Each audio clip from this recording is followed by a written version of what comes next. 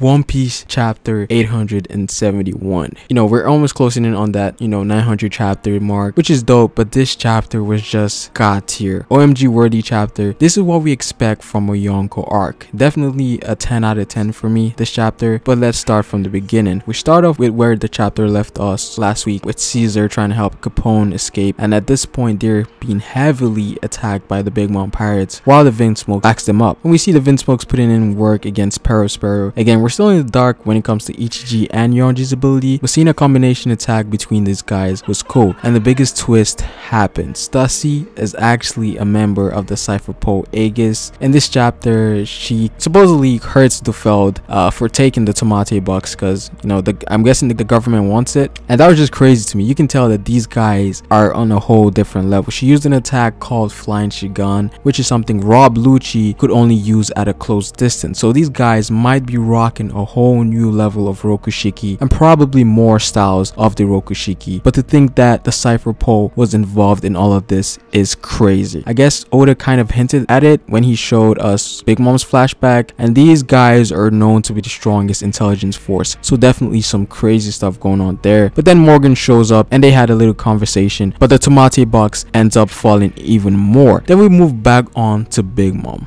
Again, a Yonko is always a Yonko. Like, do not underestimate any of these guys. I've been saying this since day one. Like, Big Mom, she's on the tier of the other Yonkos. Like, that's pretty much been spelled out since we entered the new world. Obviously, Big Mom uses Talk no Jutsu and lures Luffy to fight her, similar to how Akainu lured Ace, and Luffy straight up goes into gear 4th, and Big Mom counterattacks with her own Haki. Now, this is the first time we've seen a Yonko use ornament hardening, and it should be way stronger in hockey. Now that clash actually gave me spine chills here. I'm not gonna lie, that was amazing seeing Luffy boxing a Yonko 1v1. That definitely just made the chapter for me, straight up. But we found out Luffy went in gear 4 just for that one punch, but I guess that was like his declaration, that I'm gonna be the Pirate King. So that was definitely lit. Like, I got spine chills from that. That's crazy. It's like Luffy and Kaido in the anime. That was, oh man, that shit was just lit. Then Judge goes in, gets wrecked as we thought, but I don't think he's done for, and they broke his mask, and this is where we might see Judge's eyebrows, because Oda was teasing that for the longest now, ever since the start of this arc. And Katakuri coming in clutch. Like, this dude just popped out of nowhere, and this is where all hope is lost. But then Ichiji comes through and attacks Katakuri. Again, I think this actually confirms his ability to be explosions. I think a lot of people theorized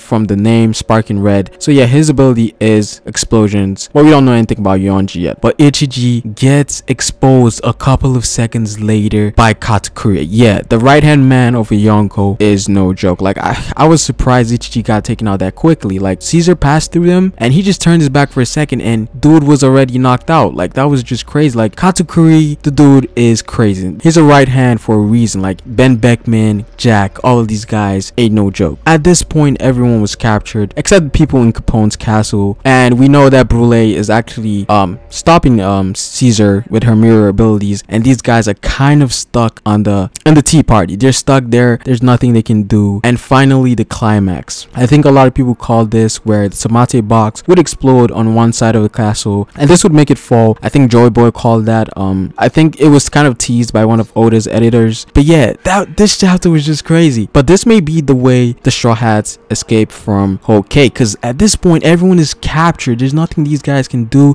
Luffy just went gear 4 and he's out. He's basically done. These guys are not ready for this. They just have to escape at this point, and they were trying to execute everybody. But yeah, this chapter was amazing. This was One Piece greatness, straight up One Piece greatness. This is one of the like, I rarely get chills. Like, this is one of the chapters that actually gave me spine chills, because like Luffy just clashing with Big Mom, that shit was just dope. That was just dope. Again, 11 out of 10.